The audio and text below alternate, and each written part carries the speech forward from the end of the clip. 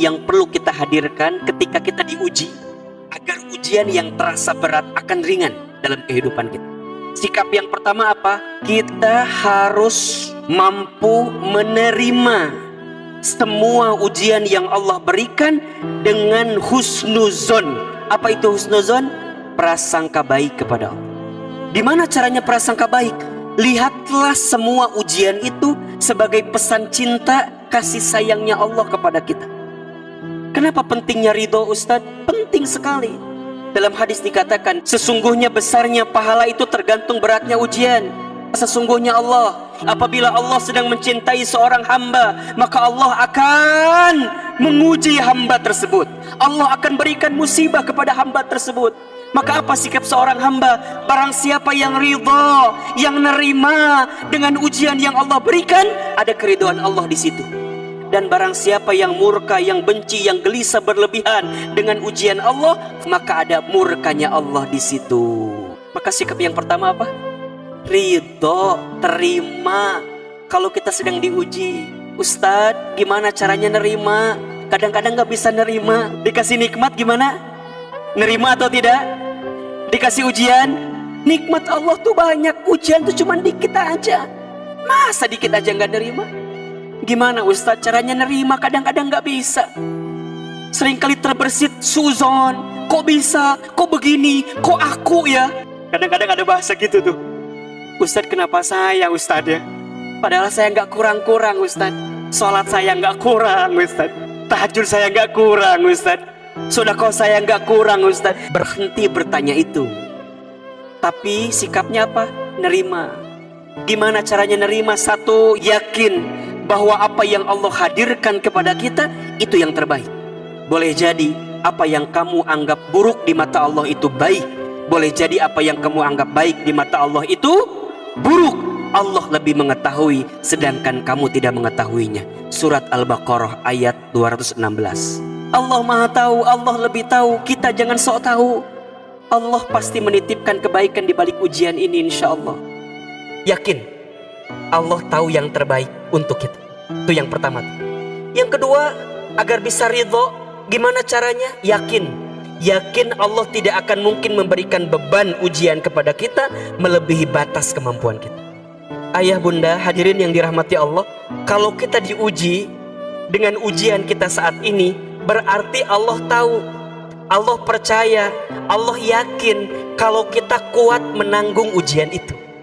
Jangan minta dikecilkan masalahmu, tapi mintalah dikuatkan hati dan tubuhmu untuk menerima masalah itu. Kenapa?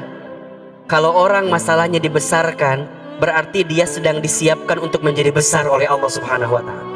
Gak apa-apa, terima ujian itu, terima masalah itu. Kemudian yakin Allah tidak akan menguji masalah kita dengan di luar batas kemampuan kita. Jangan sibuk membandingkan masalah kita dengan masalah orang lain, karena masing-masing diuji dengan ukurannya masing-masing. Berarti kita semua dapat ujian atau tidak? Dapat, cuman ada yang kelihatan, ada yang tidak kelihatan. Tergantung bagaimana sikap kita. Jadi yakin Allah tidak akan mungkin memberikan beban melebihi batas kemampuan. Nah, yang ketiga, agar kita bisa nerima, agar kita bisa ridho, yakin setelah kesulitan akan ada kemudahan, setelah kesedihan ada kebahagiaan. Ini 3 sikap nih agar kita bisa ridho, bisa nerima, yang seringkali saya gunakan untuk prinsip hidup gitu. Kalau sedang diuji, ingat Allah tuh tahu kok mana yang terbaik untuk hambanya. Yakin Allah tidak akan pernah membebani kita melebihi batas kemampuan kita. Dan yakin setelah ini akan ada kebaikan, kebahagiaan yang sedang Allah siapkan. Apa kuncinya? Ridho, terima. Sikap pertama, menerima dengan lapang dada, lapang hati, husnuzon kepada Allah. Nah, apa sikap yang kedua? Sikap yang kedua adalah menyadari. Dengan ujian itu Allah minta kita sadar. Sadar dari apa? Sadar tentang siapa diri kita. Berarti sadar diri kalau kita ini lemah, tak berdaya, banyak kekurangan, tak punya daya upaya, tak punya kekuatan, semuanya hanya punya siapa?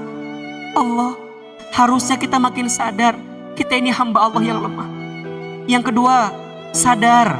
Sadar apa? Sadar boleh jadi ujian musibah datang karena banyak dosa yang pernah kita lakukan. Allah pengen kita taubat dari dosa-dosa kita.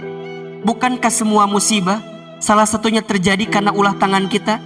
Asy-Syura ayat 30. Dan apa-apa musibah yang menimpa kamu sekalian, itu disebabkan oleh ulah tangan kamu sekalian, perilaku kamu sekalian, dosa kamu sekalian, maksiat kamu sekalian. Dan Allah memaafkan lebih banyak. Maksudnya apa? Saat diberikan ujian, diberikan musibah, bertobat kepada Allah, maka di saat itu Allah ampuni dosa-dosa kita. Jadi Allah itu mengampuni dosa, bukan bim salah bim abrakadabra kemudian ampuni dosa kita. Tidak, kita bertaubat. Dengan adanya ujian, dengan adanya musibah, ayo segera kembali kepada Allah. Mungkin lisan kita banyak dosanya, mata kita banyak dosanya, tangan kita banyak dosanya, bahkan mohon maaf, hati kita juga banyak dosanya. Prasangka buruk sama orang, iri, dengki, hasad, hasut. Betul? Ghibah, fitnah, sumpah serapah. Nauzubillah, ambil harta orang lain, masih makan riba, masih mengambil sesuatu yang tidak baik, menyakiti orang lain.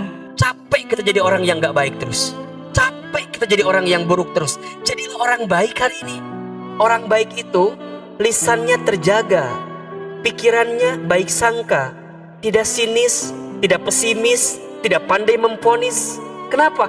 Karena dia ingin menjadi orang baik di hadapan Allah Subhanahu wa ta'ala.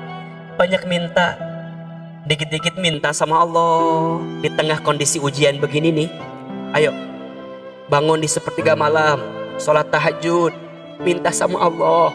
Lagi susah nih, yang lagi sulit nih, ayo bangkit, semangat. Jangan hanya mengeluhkan urusan dunia. Allah ingin berikan kesempatan kepada kita. Hei para ayah, para suami yang lagi susah, lagi sulit, Allah nungguin kita untuk apa? Sujud lebih lama, doa lebih panjang, sholat lebih khusyuk, zikir lebih serius, minta sama Allah. Ya Allah, hamba mohon kepadamu ya Rob, hamba sedang diuji ya Rob, hamba tahu ini berat ya Rob gitu.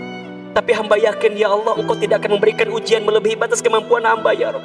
Kalau bisa sampai nangis kita doa tuh, sampai merengek sama Allah. Ustadz, boleh nggak kita minta-minta sama Allah? Wajib. Allah itu makin banyak diminta, makin senang. Tapi juga ada syaratnya. Apa syaratnya? Buktikan dengan amal-amal baik kita. Satu apa sikapnya? Menerima. Yang kedua, menyadari. Yang ketiga, meminta. Kira-kira kita sudah masuk level yang mana saat ini? Jangan langsung loncat, langsung minta, nyadar kagak. Kan itu salahnya kita. Jangan langsung minta, nerima kagak. Kita kan kadang-kadang geber mintanya tapi nyadarnya kagak, nerimanya kagak. Ini proses nih. Terima dulu. Terus apa lagi? Sadar. Ya, kalau masih punya dosa, punya maksiat, minta ampun sama Allah, istighfar. Bapak Ibu, sebelum kita minta yang lain-lain, minta dosa kita diampuni dulu dah. Bukankah Allah sangat senang kepada hamba yang sering beristighfar?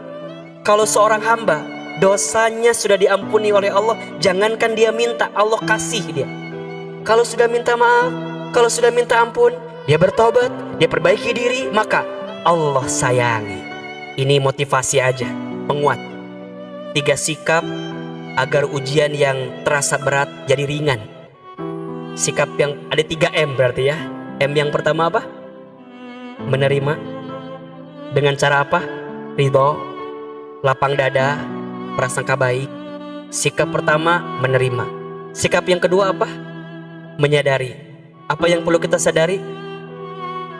1, sadar kalau kita makhluk yang lemah. 2, sadar kalau kita banyak dosa. Sadar kalau kita sangat butuh pertolongan siapa? Allah. Nah yang ketiga, meminta. Banyak minta ke Allah.